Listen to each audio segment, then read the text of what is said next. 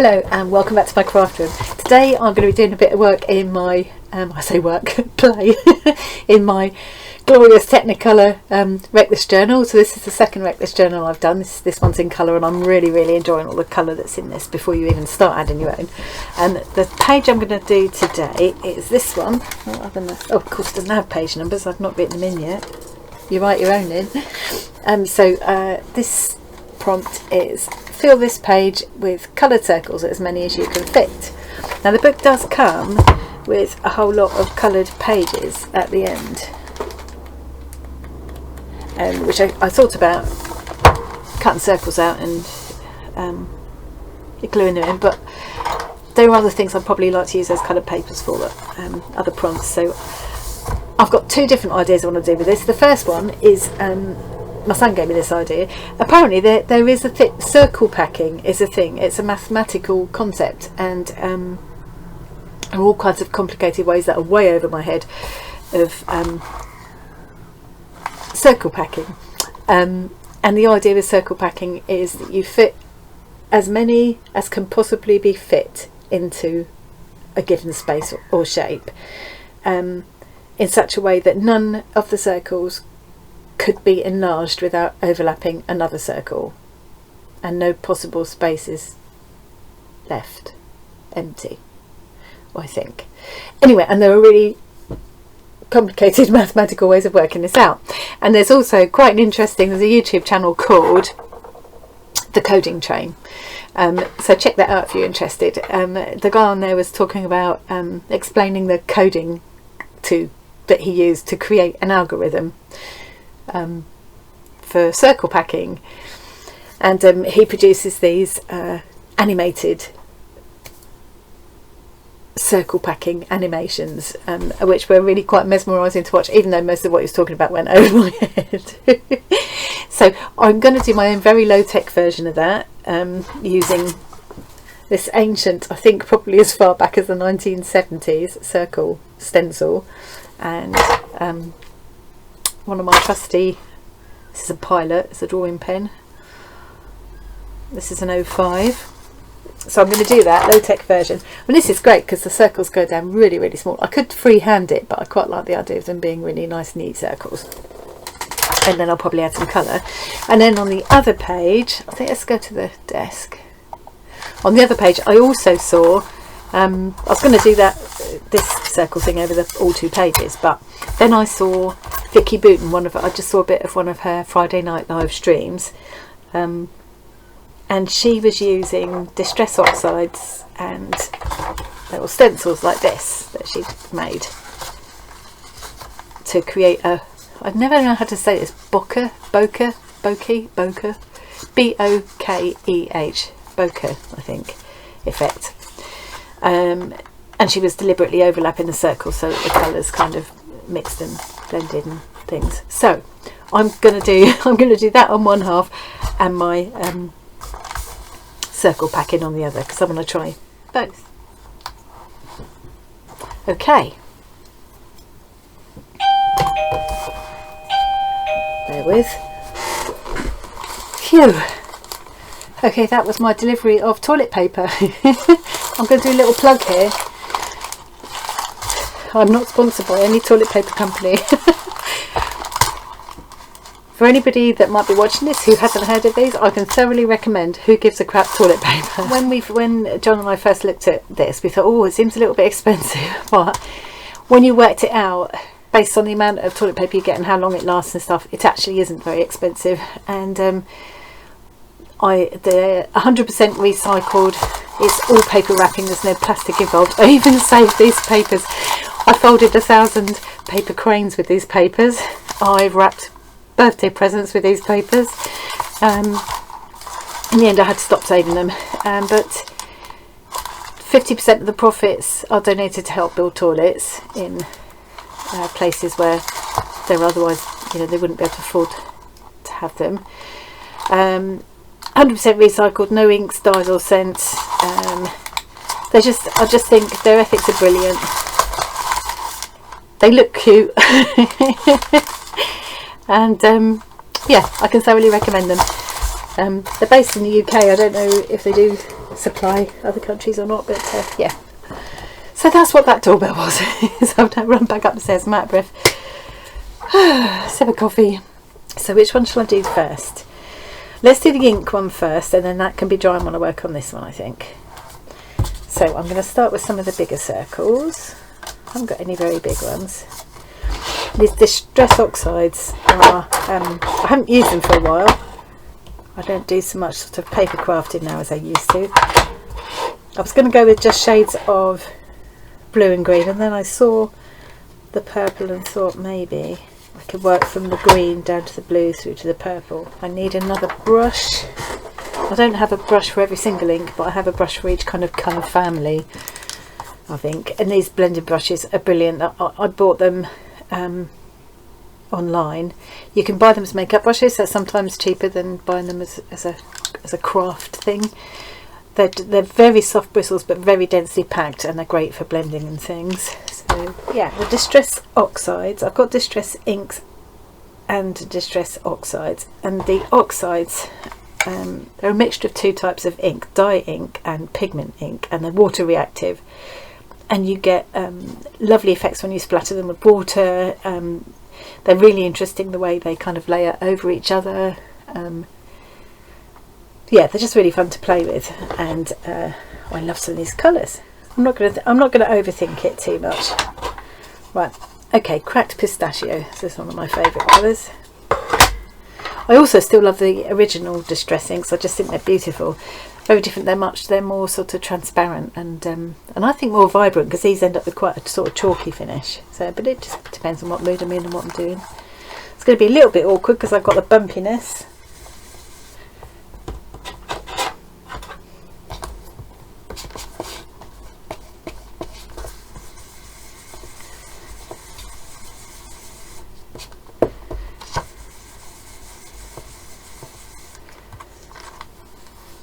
That's quite satisfying already.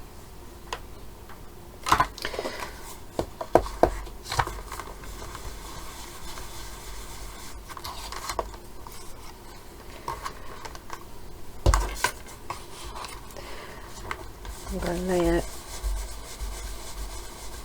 slightly overlapping one. I'm going to try this other colour green now. So that was Cracked Pistachio. This is Evergreen Bough. The names of these inks are always lovely.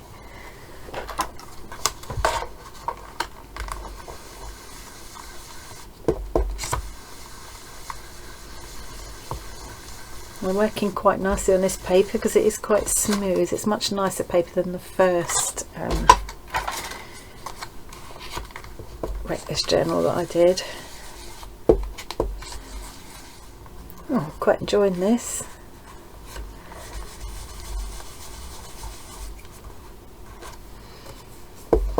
Not sure I'm getting the bokeh, well, I wish I knew how to say that word. Anyway, that.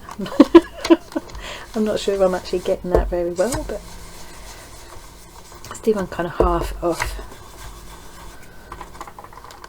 It's very satisfying to do. And it does occur to me that if I wanted to, I could use a pen and outline. Likewise, when I do my circles with pen here, I could use my stencils to fill in as well.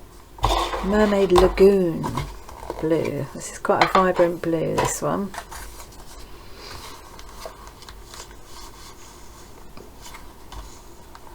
I'm going to overlap it up here, I think.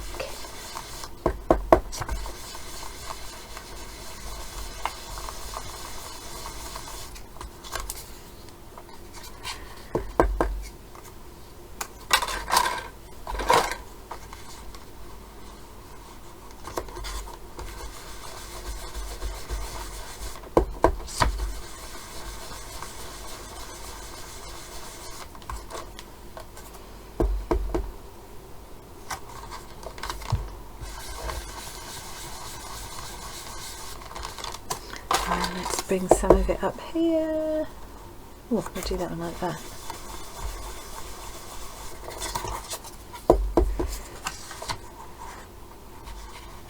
Next colour, Blueprint Sketch.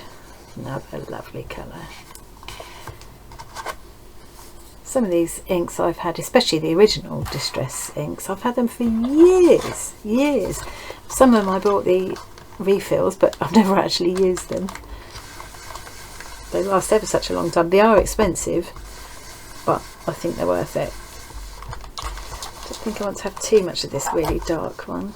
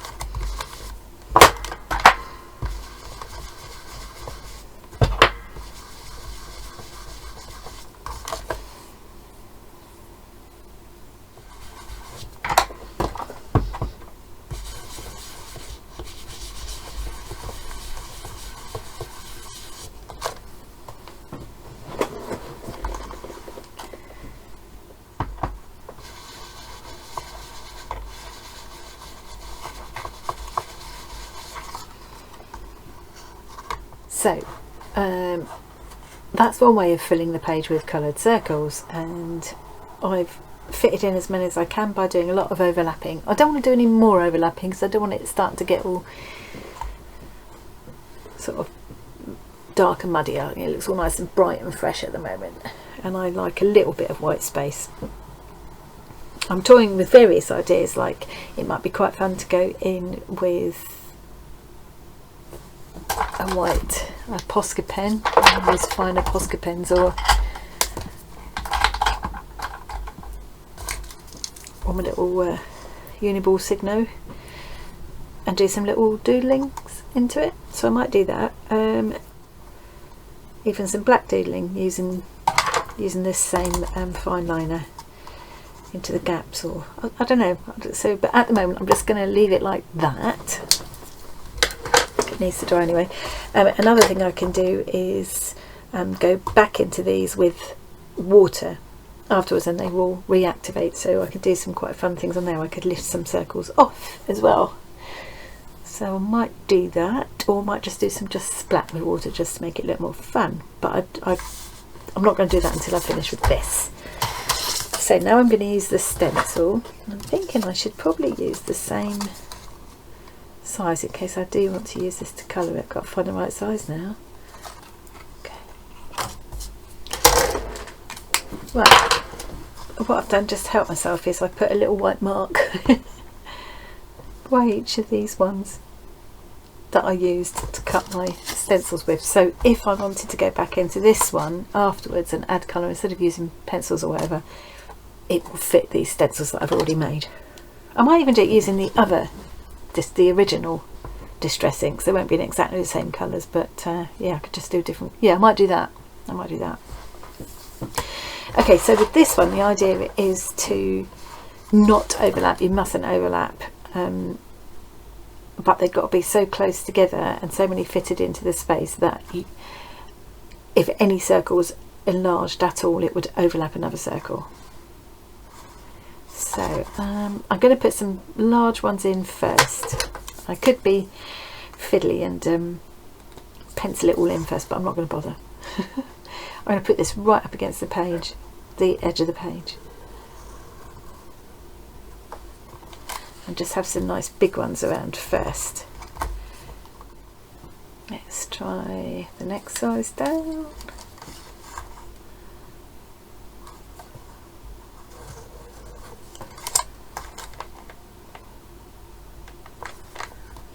Oh, will that fit in there? Just look at that for low-tech circle packing.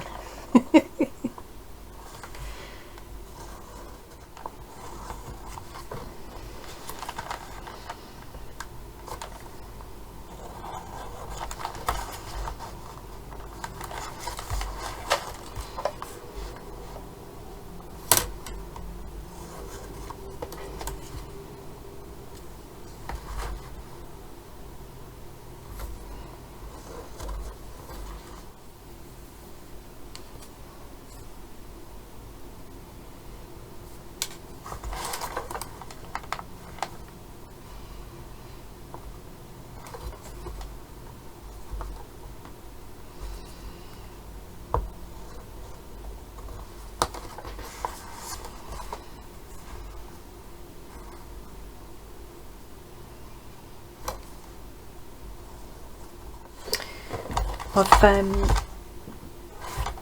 finished filling in all my circles.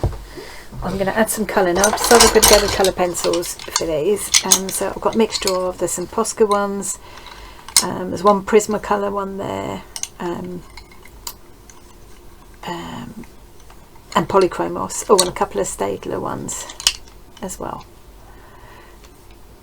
So I've kind of picked them to match the colours that I've used on the opposite page. At the moment I don't want to doodle on this, I don't want to overcomplicate it, but I do want to just try sprinkling a bit of water, because I always like the effect that has on these Distress inks, Distress Oxides, and I want to see how it'll work on this paper as well. So I'm just going to,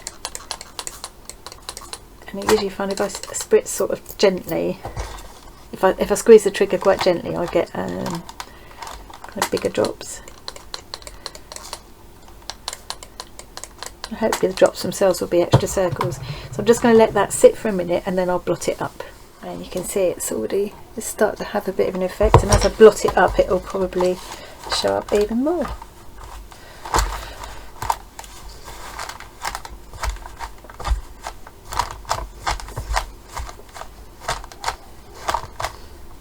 Yeah, it's quite interesting. It doesn't work as well as it does on some papers.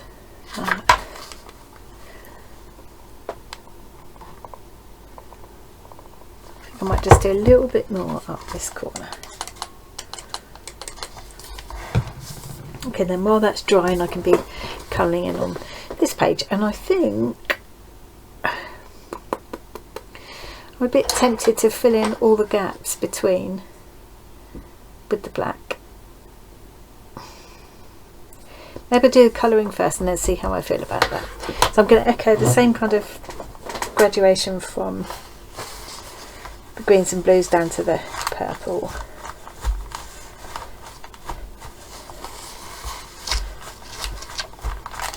Yeah, pretty. I'll speed through this as usual.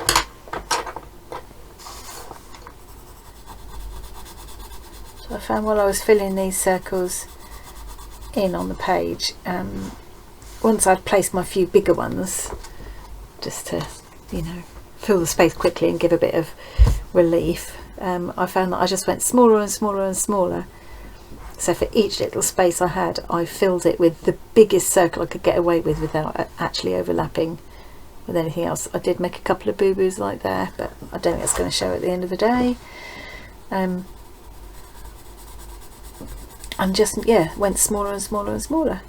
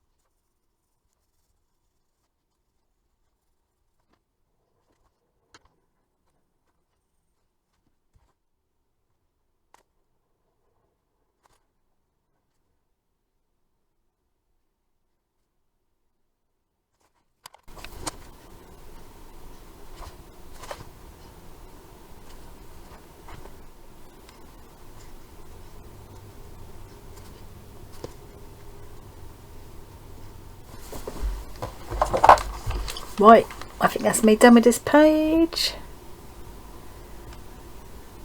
I did start doing a little bit of doodling into these, but just decided, you know, enough was enough probably. This is only really meant to be a quick page, so yeah, I really enjoyed that. I quite like mixing up the inks and the pens, different types of pens. Yeah, it's good fun. It's good fun, and I like the colours, and I'm really chilled out having spent a couple of hours drawing circles and colouring. So that was fun. I hope you enjoyed watching. Thanks very much for joining me today, and I will see you again really soon.